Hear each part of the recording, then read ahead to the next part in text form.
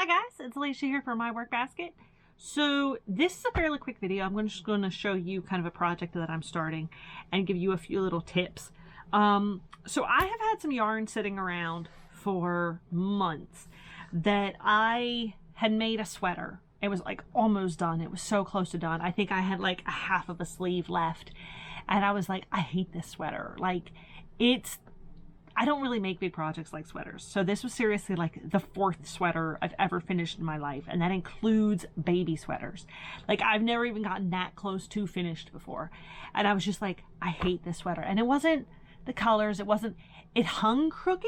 So like every time I put it on, one side of it always hung down.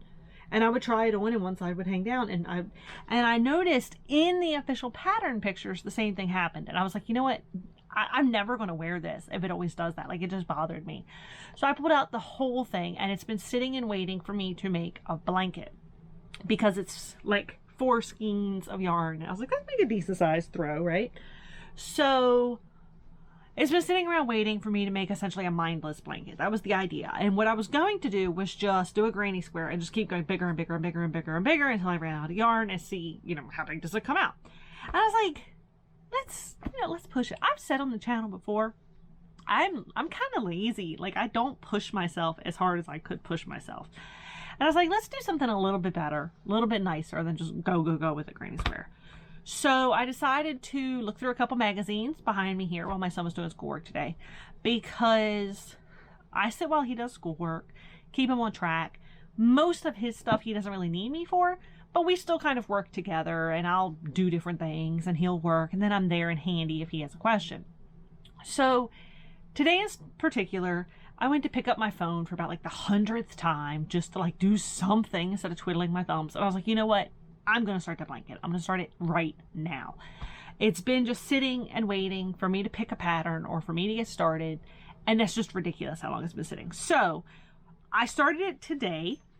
Usually if I'm going to kind of vlog about a project, I wait to start it, but we were in the middle of schoolwork and I wanted to get started. So my first square is still in progress.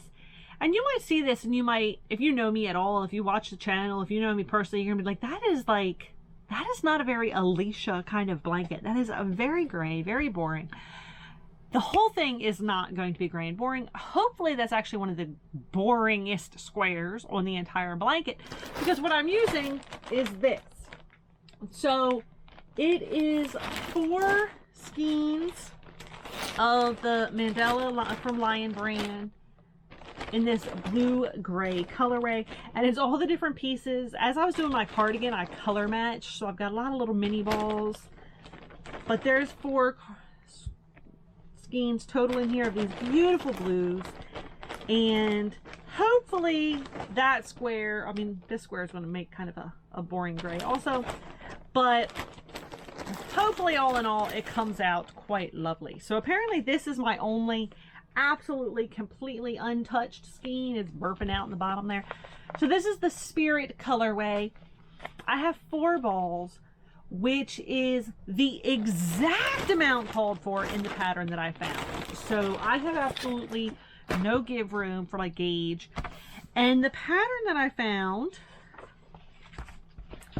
is this one, and it's got some neat texture to it that is in this book. It's written as a baby, they call it a baby's shawl, and it's supposed to come out 52 inches square. I'll see what size it comes out.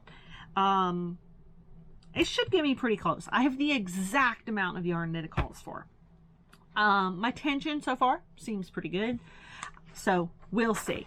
So the thing that made me want to especially do a video, besides the fact that, you know, I vlog what I work on, I flipped to this book. I seriously was just pulling stuff off the shelf behind me. I flipped to this book, pulled it out, read it, and I'm like, something about this. Let me check. So this book is British, okay? So that's not a big deal. It is very easy to switch back and forth between American crochet and British crochet. So the interesting thing is it's distributed in USA by Crescent Books, but they use the British crochet stitches in here. The biggest difference, if you ever want to switch between British and American crochet, is that all of the American crochet stitches are essentially down one of the British stitches. So the British double crochet is our single crochet. The British treble crochet is our double crochet, and so on. So their single crochet is actually our slip stitch, and I can't think of what their slip stitch is.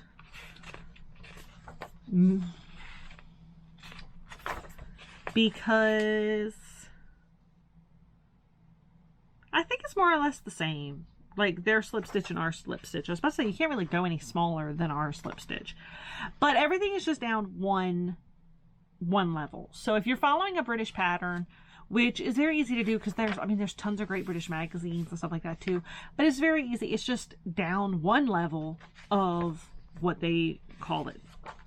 So I wanted to give that little tip and show off my thing. Yeah, so just for example, they show the double treble, the triple treble, and you can see, so their double treble is the equivalent of our treble crochet. Their triple treble is the equivalent of our double treble. So everything is just down one. So I wanted to do this quick video to show off my project as it gets started. I have about 4 more rows on this square, and then the first square is done, and then I need 48 total.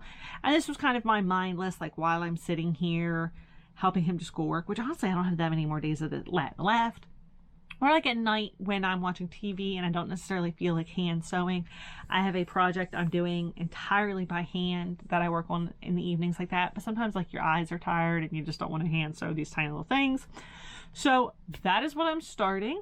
And I wanted to share with you and give you those tips for swapping between British and American crochet. Hope it helps you out. I hope you have a great day, and I thank you for watching.